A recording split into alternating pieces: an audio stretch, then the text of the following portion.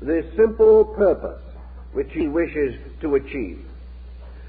He must then, according to the golden verses, realize always that to the degree he grows, he becomes a paternal or maternal being. Growth is always in the direction of parenthood. Growth is never in the direction of autocracy. Now, many persons imply that parenthood is an autocracy, and that is one of the tragedies that has burdened homes for thousands of years. The belief that the parent is by divine right the master and proprietor of his family. This is not true. The parent by divine right is the good shepherd of his family, always. He is the one to whom that family has a right to turn for protection and for understanding. The obedience given to the parent is given not to a person, but to the principles for which that parent may stand. And Socrates probably paid with his life for telling his disciple that a wise son should instruct his father, and that the mere physical relationship of father to son does not permit the father who is ignorant to dominate the son who is wiser. But it is the natural desire of parenthood to lead constructively and benevolently. But parenthood is not limited to physical things, but it is an attitude, it is a concept. The moment an individual knows more, he is more patient. The person who knows more is best able to estimate the circumstances behind the weakness of others. And these circumstances, if understood, cannot lead to condemnation. We may advise, we may try to help, but it speaks very clearly in the golden verses that the wiser person, the adjusted person, the discriminating person, is not presumed to lock himself in endless conflict with others, nor is he to judge them, nor is he to condemn them. He is to understand them. And this is the blessed privilege, for as much as the parent is indulgent with the small child, knowing that that child must pass through certain experiences, so the wise scholar is indulgent with those less informed than himself, realizing that they are children, or less mature than himself, and therefore in need of his love and affection and his intelligent guidance, not in need of heartlessness, criticism, condemnation, or rebuke alone. Thus, by wisdom, we gain patience, and by patience, all good things become possible. There is no substitute for it. By wisdom also we gain charity, and charity is not merely the sharing of goods. It comes from the Greek charitas, which means love. It is the individual giving of his own understanding, giving of what he is, not merely of what he has. All these points are made in the golden verses simply because they are part of the process that frees discrimination from the tyranny of sense. Now, most persons are much more interested in advanced studies. They want to go on to very involved doctrines. And here Pythagoras, perhaps of all the great teachers, would not accompany them. He insisted that it was useless and valueless to attempt to develop special faculties of consciousness until the ordinary part of man was put in order. That we must build upon the firm foundation of achievement in small matters, that we must grow sequentially, and that we shall never discover anything that will cure our dispositional problem except our own effort. We can never intellectually advance far enough to get out of our human problem. The only way we can solve that problem is to meet it and correct it. The only way we can gain this liberation is through this retrospective process of studying ourselves. Now, very often, this kind of study has a drawback. And this drawback is more common to us because, as we have said, the modern world is rather different from antiquity in its attitude toward life. The Pythagorean disciplines belong to a way of life in which man had certain definite values which are more or less absent in our contemporary pattern. Pythagoras lived in a world of people who were essentially simple people. He lived in a world in which man's religion was a very simple and naturalistic ritual. In those days, there was not much fear in religion, nor was there the pressure of confusion, of sect and belief, which we know today. The Greek and Italian states had their native religion. Most persons followed it. Some attempted to interpret it, but a common faith held all men together. Also, there was a great and definite tendency to admire the philosophic life. Religion and philosophy led the public mind. Those who attained in these fields were regarded as the outstanding citizens. Thus the drift or trend was toward these matters, whereas today the drift and trend is not toward these matters. And the individual does not have the common strength of a natural, simple faith which was founded in the belief in good, and that things which were natural, fine, orderly, sequential, and kindly were good. Not having this common strength today, not having this simple foundation upon which to build, we have more confusion in our ways than perturbed the ancient. At the same time, we have greater opportunity, for the greater the problem, the greater the victory. One of the primary virtues is not to be exploited, but it is to attain this end by reason, by judgment, by integrity. I believe there was a comedian here, W.C. Fields, some years ago, who pointed out that you cannot cheat an honest man. And it is very difficult, because the honest man does not expect a bargain.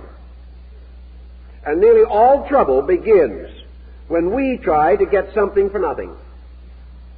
From that moment on, we are ready to be exploited, because our own attitude is actually an open invitation to the dishonesty of others. And we will ultimately find someone who will take advantage of us. If, on the other hand, we expect nothing we do not earn, we have discrimination in matters of quality, we have foresight not to permit ourselves to become involved in situations we cannot control, and little by little we have ordered our own lives, we are going to be very, very hard to cheat. The individual who, forgetting himself, bestows his total life upon others is likely to be a greater burden than a help. And the person, knowing not what to do, helping others to do it, only compounds the confusion. The blind lead the blind, and all fall into the ditch together. Therefore, the first duty of a leader is to make sure that his own eyes are open.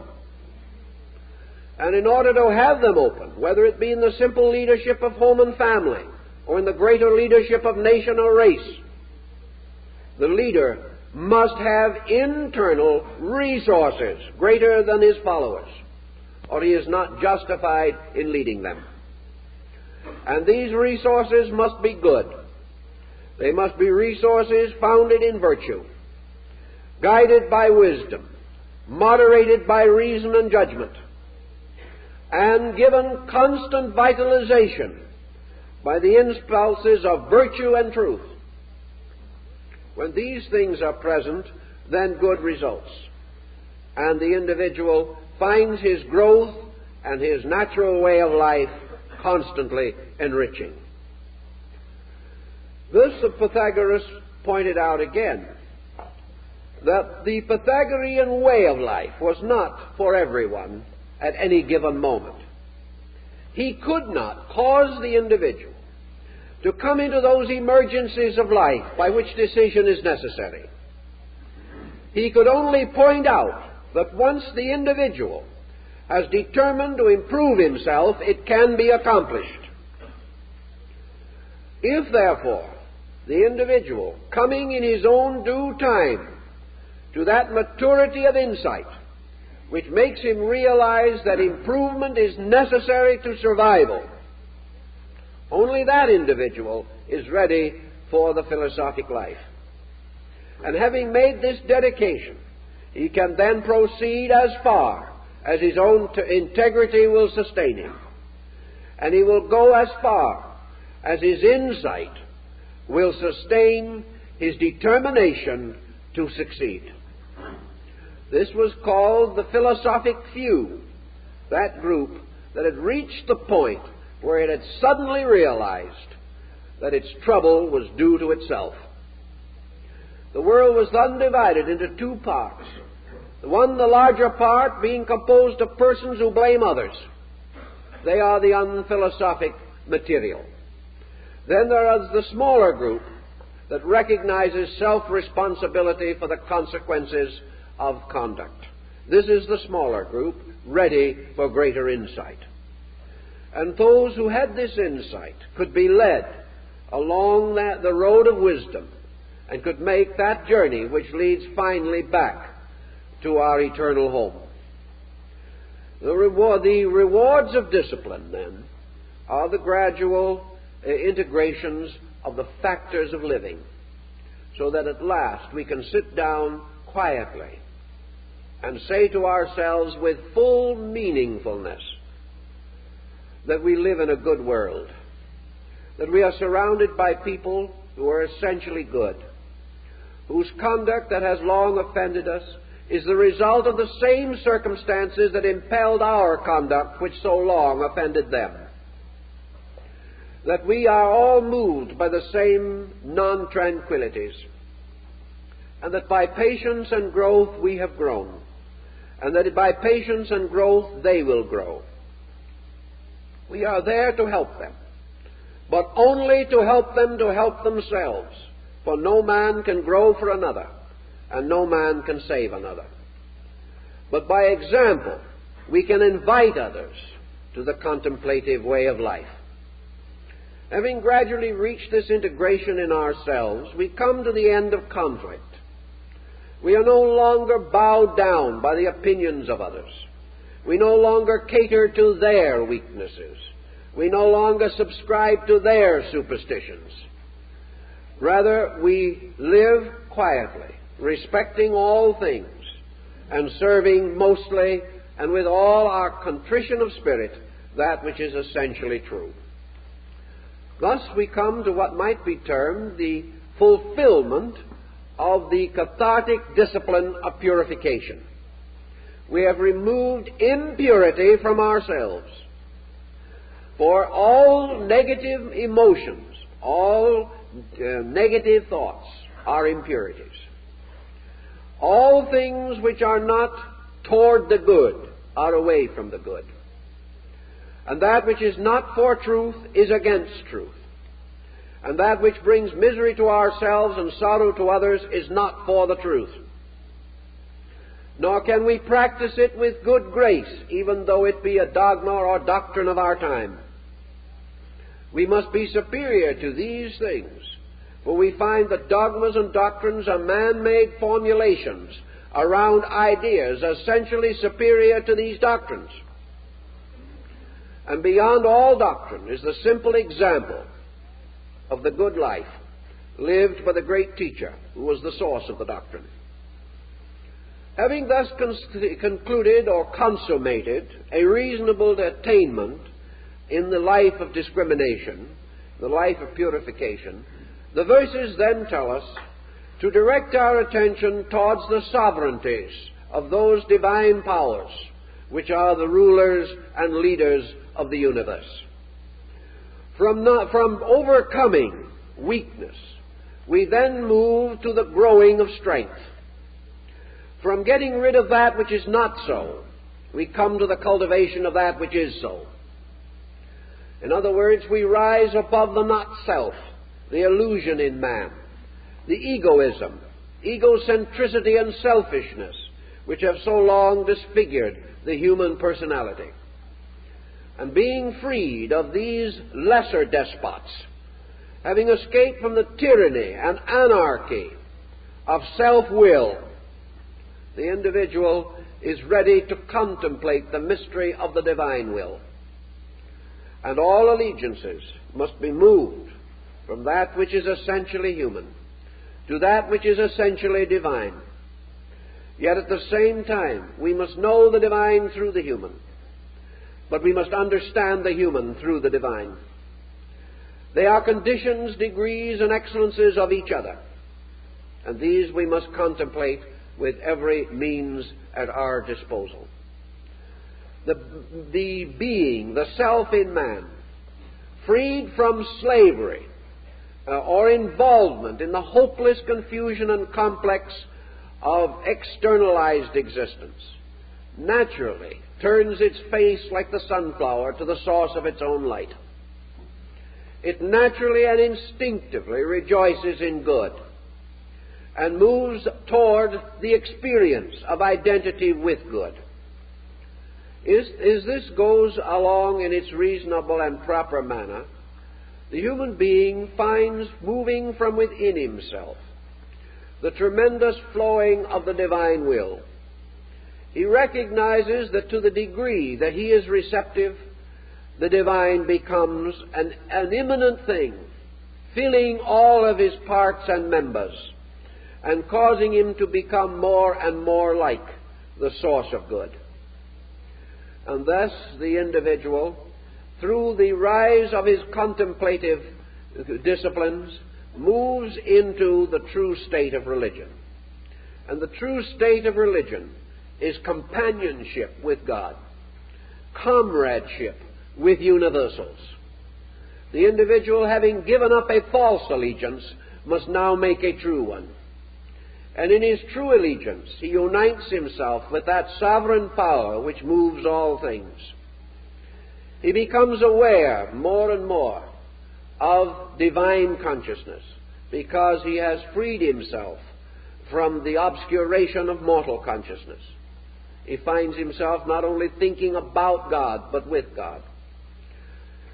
Not only experiencing the fact of the divine as a wonderful rationalized knowing, but also emotionally reacting to it, until finally it becomes the total being of himself.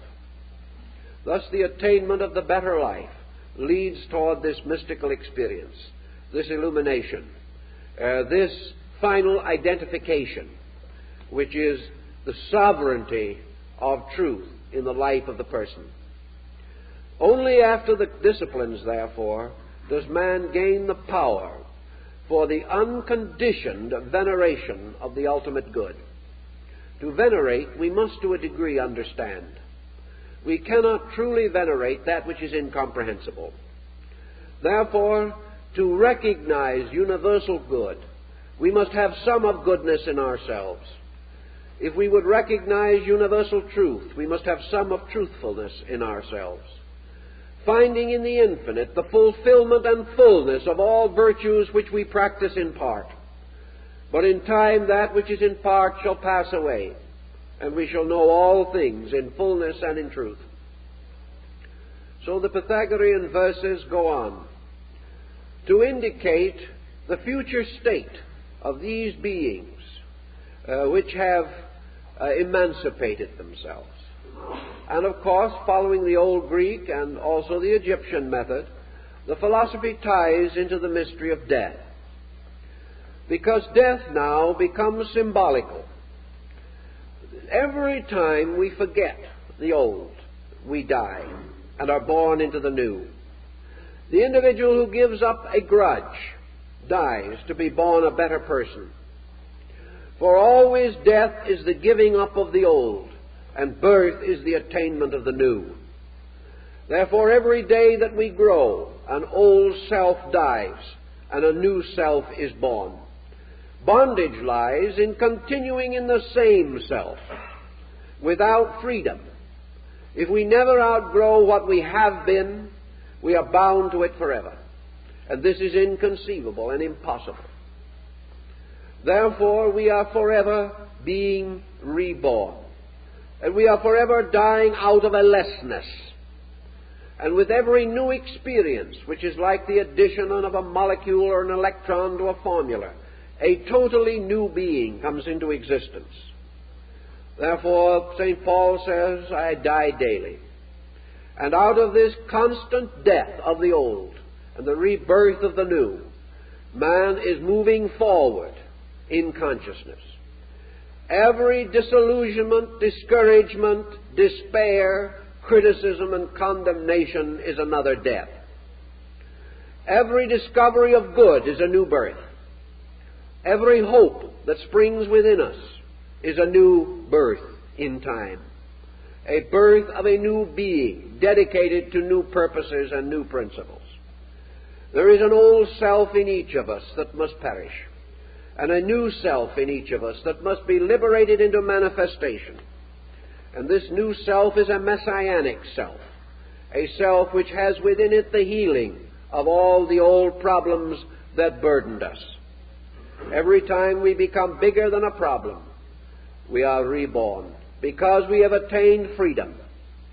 We are in slavery to ignorance, but we are free men in the light of truth and of wisdom and of understanding. So in the death situation or symbolism comes the idea that through the death of the old, through the death of the lower being, man is liberated into the higher regions of true being. And the Pythagorean verses go on to point out that man, having attained the philosophic death and the philosophic rebirth, the old self having died by discipline, the new self having been born by inspiration and aspiration, that this new being now transforms itself from a creature of the earth to a creature of heaven. It is like this fable of Cupid and Psyche. It is like the butterfly symbol which the Greeks used for the soul. The mortal being, a caterpillar crawling upon the earth, then entering discipline or into a state of internal integration by building the cocoon, and finally bursting forth as a winged creature, flying into the light. These are the states of man's soul. And it is the purpose of the golden verses to bring man to this radiant power of flight, to give him the wings of intuition and reason, that he may ascend out of the darkness of the underworld straight to the light of truth. And these are not the wings of false learning fastened on by wax, which will melt off when we get too near the sun. These are our natural wings, hidden within ourselves, not put upon us from without. And these natural wings will sustain us, for we contain within our own nature this power of flight, this power of motion directly to the source of things. And it is so moved toward the source that man attains the end of the Pythagorean life. So the golden verses declare that at the end of man's search for reality, he shall himself truly become as the gods, knowing good and evil. He shall attain to communion with the eternal powers at the root of life. He shall join with them and serve with them. He shall be their instrument, and they shall live through him. And through his own growth, man keeps the faith with the gods and releases them. For a God is born every time the God in man is born. And all good things coming into birth through man bear witness to the eternal will of the everlasting good. Man, becoming a servant of good, becomes one with the gods. And having attained this, according to the Pythagorean verses, he enters into a state of felicity.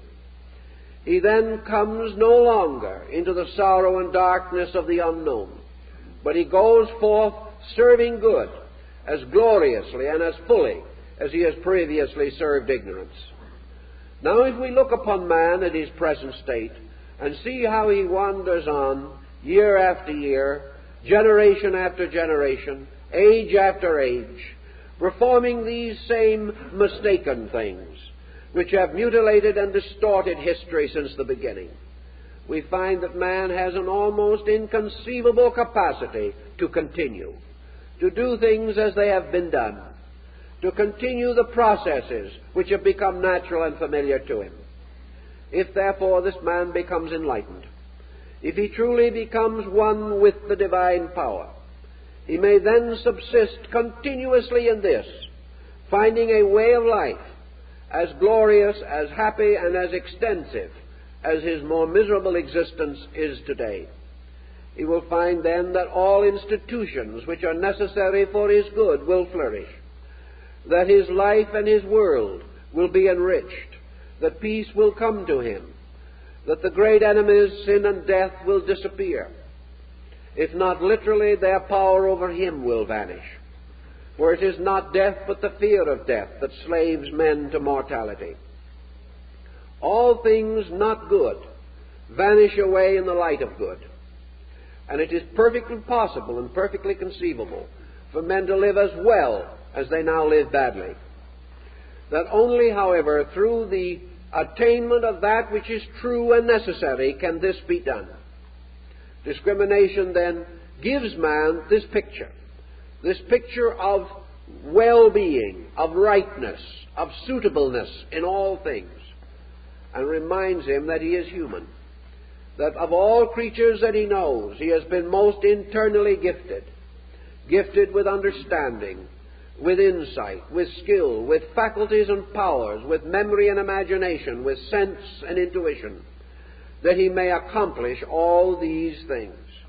That these wonderful faculties should be bound utterly to a narrow circle of materialistic activities is naturally unreasonable. Man with a tenth of the faculties could maintain himself as efficiently as the ant, whose culture and civilization, from a practical standpoint, is far greater than ours. But man has other purposes. He has other reasons for existence. And that he should have these powers and not recognize that they are invitations to growth seems incredible. That man should be able to look around him and see that he is greater than the animal, and yet have no desire to excel that animal in essential matters, is amazing and almost beyond conception. That we should see the great achievement of a few, that we should contemplate the wonderful attainments of those honored and venerated persons whom we regard as sanctified, and yet have no general impulse to emulate them, not to recognize that within ourselves is an open door leading to universal integration. Not to see this in the presence of the power to see it means that we have long been chained and held to false opinions. The Pythagoreans 2,600 years ago sought to bring these facts to man, that man, being obviously the noblest creature that we can perceive, must also have the noblest destiny, and that this destiny cannot be fulfilled in war and pillage and competition and strife, that these things do not lead to the end for which man is intended. They do not bring him into living communion with the gods. They do not restore him to his eternal estate. They do not liberate him from sin, ignorance, and fear. These things must be attained from within. A man endowed with the power to attain will attain if he makes the sincere and natural effort. But against this effort is the constant inertia, bounded by this eternal feeling that we can't do this and we can't do that. We simply lack this tremendous drive. Nature bestows impetus by giving us problem and showing us that we must either solve or be miserable. And in this emergency, with all our faculties and all our powers, man decides to be miserable. He still rejects solution, because this solution takes effort. And our civilization has gradually decreased our desire to use our resources for a purpose relating to our inner lives. Yet without this resource so applied, our outer lives will never be solved. So the golden verses point to this future state in which man, joining with the gods in the infinite empyreum, lives forever in beatitude, not necessarily actually meaning that he's going off into the sky and stay there, but meaning that he has found heaven within himself. That when he turns inward, he turns upon the countenance of the divine being. That when he is quiet, out of the hidden springs and fountains of his own soul flow waters of life, instead of the polluted streams of his own perversions. That he can sit down and be at peace. That he can dream and hope. That his faith is stronger than any doubt. And that in all decision, he decides with the gods. And having made this decision, finds that in all things the divine power is with him. This being with the gods, being true to the rule, having the courage and insight and love to dedicate our powers and skills to that which is the greater good, this decision, this insight, brings with it the consolation of spirit that surpasseth understanding. In that time and under those conditions, all these dark things will pass away. We shall no longer see through a glass darkly, but face to face. And we shall also discover that in this seeing face to face, life becomes very simple, that philosophy becomes very simple, and that out of all learning comes only the strength to do that which is simple, to do those things which are true, and then to live quietly in the constant light of the presence of truth. To make this attainment is our natural end and our natural birthright. And into the golden verses, therefore, have been incorporated what seems to me to be the essence, the substance of the noblest thoughts of man. No great religion can deny these truths. It may attempt to develop them or specialize them, but still the principle remains that man, through the reformation and rededication of his life, through the offering of himself totally and without reservation to the service of truth and upon the altar of good, by these dedications and these consecrations, man justifies the good life, justifies the presence of the gods, and that which he earns he shall have, and that which he serves shall come to him, and that which is his duty shall be shown to him, and he shall dwell in peace with the gods through all eternity. And he shall have, as the ancient said, his birthright in everlastingness. Time's up.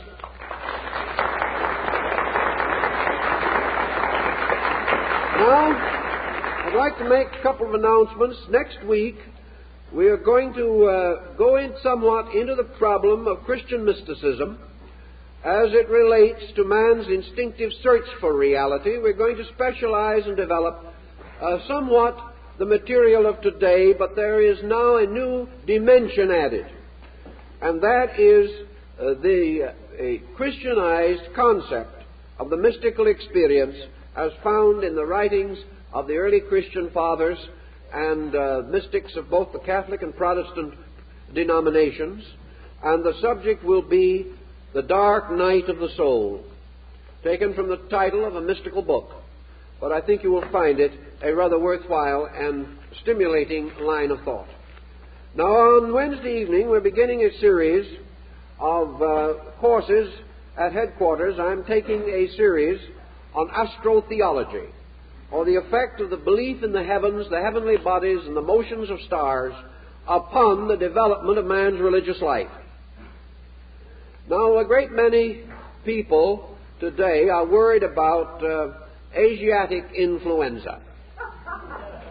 How many people know the meaning of the word influenza? It means, literally, bad influence from the stars. That's how the word came into existence. So if you have influenza, you have a bad star somewhere. Or if you have a disaster, you have an unfavorable star. Dis and aster, an evil star. So these terms, which even in our language have come to us, may remind us that philosophy is deeply involved in these problems. I'd like to also call to your attention that we have articles on the Pythagorean system of philosophy in some of our publications. We have a section on it in our book Journey in Truth, which deals heavily with the Greek classical wisdom. We also have an article on the Pythagorean system of numbers in our book The Phoenix, and also extensive article on Pythagoras in our symbolical philosophy book, the large volume that we have had reprinted in photographic process. So therefore, you can have material about this school and its teaching from our publications.